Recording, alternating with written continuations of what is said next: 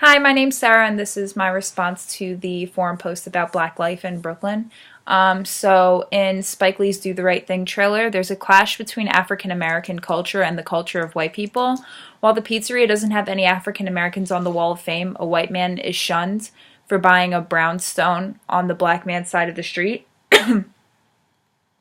What does Spike Lee's Brooklyn represent? Spike Lee's Brooklyn represents a divided city, a city in which cultures don't come together but instead mix and separate races from each other instead of bringing them together. This causes tension between the two races, and we see that in the pizzeria, the argument that Buggin' Out has with the pizzeria owner. In the season 1 opening of the Cosby Show, an African American family is enjoying a day out at the park. They seem to be dressed in really nice clothes. They're driving their own car. The park seemed nice, so it seems like a nice area. Do you see any similarities between this Brooklyn and Spike Lee's Brooklyn? I didn't see any similarities to it. It kind of seemed like they were the opposite. This view of Brooklyn seems a lot more peaceful and positive compared to Spike Lee's version. These two trailers tell us that unless you were an African American with a prestigious job like a doctor or a lawyer, you were treated with disrespect. If you couldn't buy a house in the nice part of Brooklyn, you were subject to racism and separation.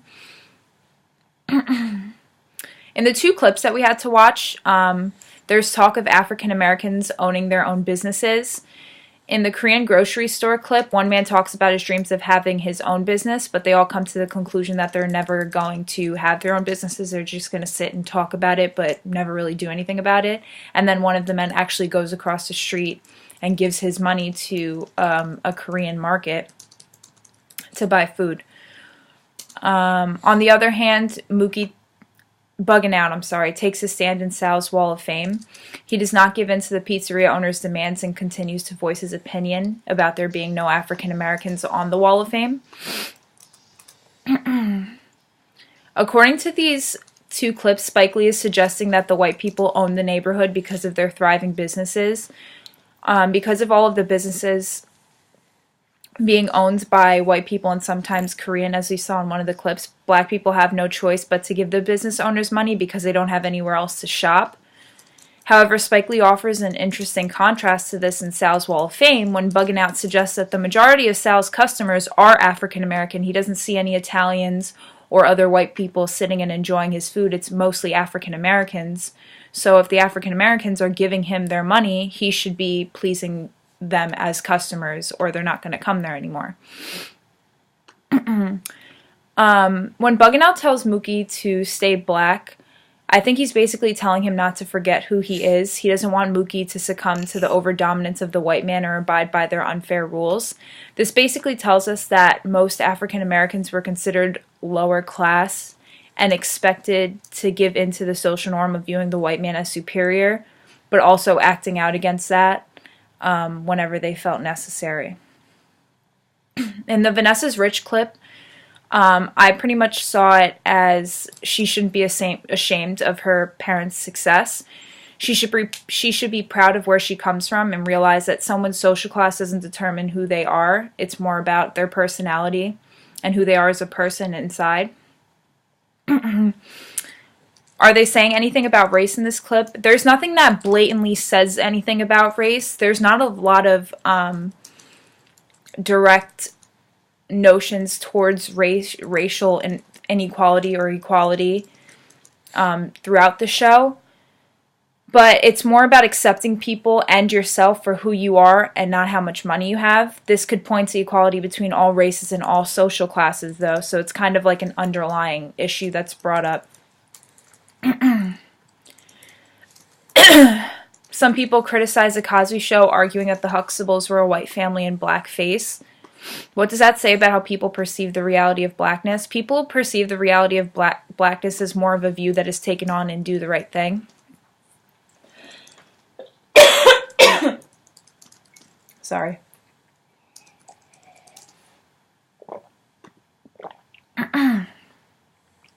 African Americans are often perceived as struggling financially and oppressed by white people, and you don't see this at all in The Cosby Show.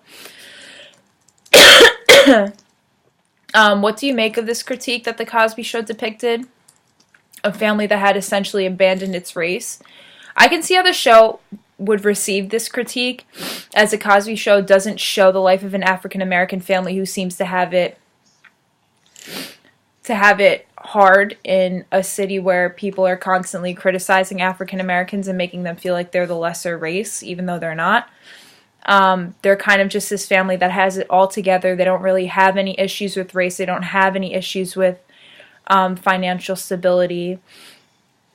And it focuses more on family life than things that they have to deal with outside of their home. I don't think that the show really highlights the issues that African Americans face, but I also don't think that that was the aim of the show. I think it was just to show a family living in a house with kids, just like any other sitcom would. What would the characters in Do the Right Thing think about the Cosbys? I think that the characters in Do the Right Thing would think that the characters in the Cosby Show are just feeding into the white man's world and not doing anything about the segregation and degradation that many African Americans are facing in the same city that they share. I think that the Cosbys would view the characters in Do the Right Thing as rebels trying to stand up for something, but not necessarily knowing how to do it.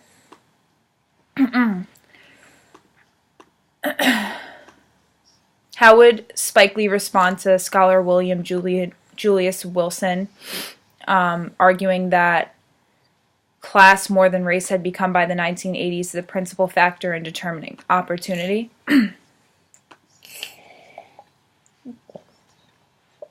Spike Lee would respond by saying that it has more to do with race than anything else. You could see that clearly in Do the Right Thing. They're discriminating against all African Americans. Granted, a lot of them were lower in class just due to their financial stability.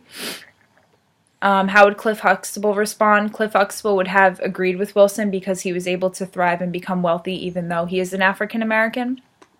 And you can obviously see that his life doesn't seem to be much affected by racial issues because he's at a higher class. I personally believe that it was a mixture of both, but definitely more race and social class. I think, in my opinion, that if a rich black man walked into a restaurant with middle-class clothes on and a white man walked in with the same clothes, you can almost guarantee that the white man was probably treated with more respect, even though the black man was richer. Just nobody knows it. The Cosby Show rarely spoke directly of issues of race and civil rights, but on occasion an episode would include something related to racial justice. So after watching the Martin Luther King Day clip, this is basically saying that racial issues in the U.S. were still very prominent, but there are still people that are standing up to it and breaking away from it, just as Martin Luther King did.